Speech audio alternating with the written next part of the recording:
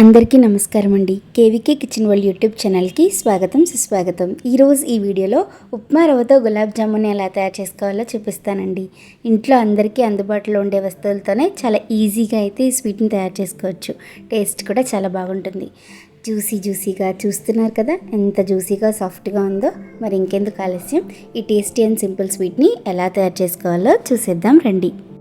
దీనికోసం ముందుగా మిక్సీ జార్లో 1 కప్పు బొంబాయి రవ్వ, అంటే ఉప్మా రవ్వ అంటారు, సూజీ అంటారు కదండి, సన్నగా ఉండేది వేసుకోవాలి. 3 యాలకులు కూడా వేసి మధ్యలో ఆపుకుంటూ 3 నిమిషాలు గ్రైండ్ చేసుకోండి. ఇది మరీ మెత్తగా అవ్వదండి, కొంచెం రవ్వగానే ఉంటుంది. ఇలా గ్రైండ్ చేసుకుని పక్కన పెట్టేసుకోండి. ఇప్పుడు స్టవ్ ఆన్ చేసుకుని స్టవ్ పైన పాన్ పెట్టుకుని ఇందులో 3 కప్పుల పాలు పోసుకోవాలి. కుదిరితే చిక్కటి పాలు పోసుకోండి. మనం రవ్వ ఏ కప్పుతో అయితే తీసుకుంటామో అదే కప్పుతో 3 కప్పుల పాలు పోసుకోండి. అంటే 1 కప్పు బొంబాయి రవ్వకి 3 కప్పుల పాలు పోసుకోవాలన్నమాట. ఇప్పుడు పాలని ఒక పొంగు వచ్చేంత వరకు గరిటెతో తిప్పుతూ కాగనివ్వాలి. చూడండి, పాలు పొంగుతున్నాయి కదా. ఇలా ఒక పొంగు వచ్చాక 2 టేబుల్ స్పూన్ల ఎండు కొబ్బరి పొడి, అంటే డెసికేటెడ్ కోకోనట్ అంటారు కదండి, అది వేసుకోవాలి. ఒకవేళ ఎండు కొబ్బరి పొడి కనుక లేకపోతే ఈ స్టెప్ని మీరు స్కిప్ చేసేయచ్చు. ఇది కంప్లీట్లీ ఆప్షనల్, కానీ ఉంటే మాత్రం వేసుకోండి, టేస్ట్ చాలా బాగుంటుంది. ఎండు కొబ్బరి పొడి వేసుకొని ఒకసారి బాగా కలిపాక మనం ముందుగా మిక్సీ పట్టుకున్న రవ్వ ఉంది కదండి, అది వేసుకోవాలి.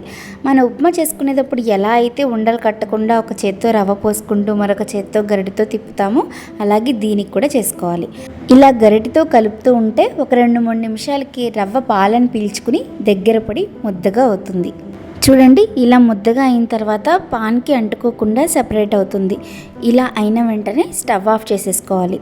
ఇది కొంచెం వేడి తగ్గి గోరువెచ్చగా అయ్యేంత వరకు పక్కన పెట్టేసుకోవాలి. ఈలోపు మనం మిగతా ప్రాసెస్ చూద్దాము. ఇప్పుడు స్టవ్ ఆన్ చేసుకుని ఒక వెడల్పాటి గిన్నెను పెట్టుకుని ఇందులో 2 కప్పుల పంచదార వేసుకోవాలి. అలాగే 2 కప్పుల నీళ్ళు కూడా పోసుకోవాలి.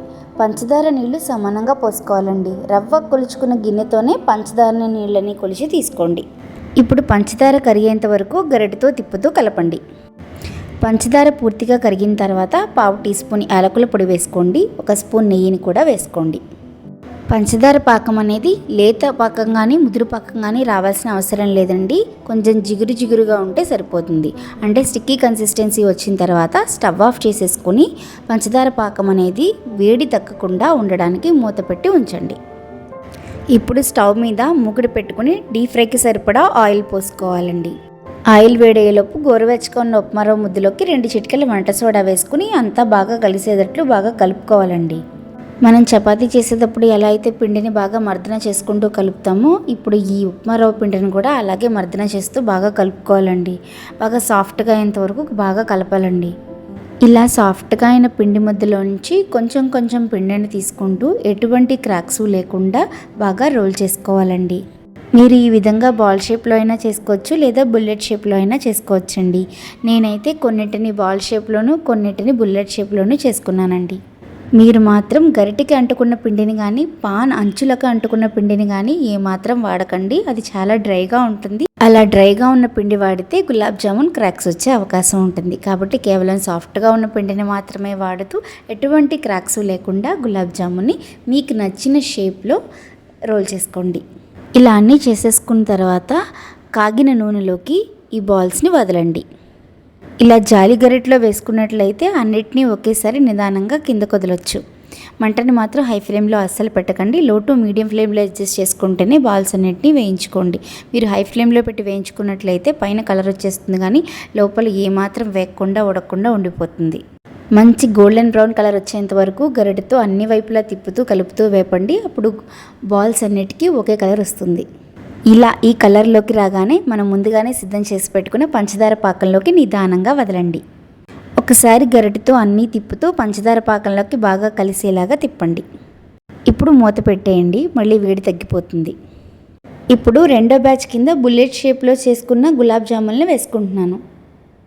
వేసిన వెంటనే కదిపేయకుండా 1-2 నిమిషాలు ఆగిన తర్వాత గులాబ్ జామున్ని అన్ని వైపులా తిప్పుకుంటూ మంచి గోల్డెన్ కలర్ వచ్చేంత వరకు వేగనివ్వండి.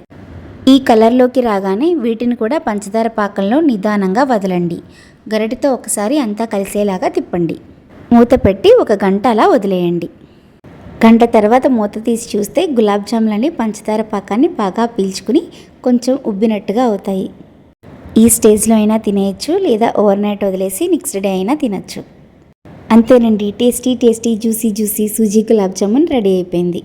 ఈ వీడియో మీకు నచ్చిందా? నచ్చితే గులాబ్ జామున్లు ఇష్టమైన మీ ఫ్రెండ్స్ అండ్ ఫ్యామిలీస్కి ఈ వీడియోని షేర్ చేయండి.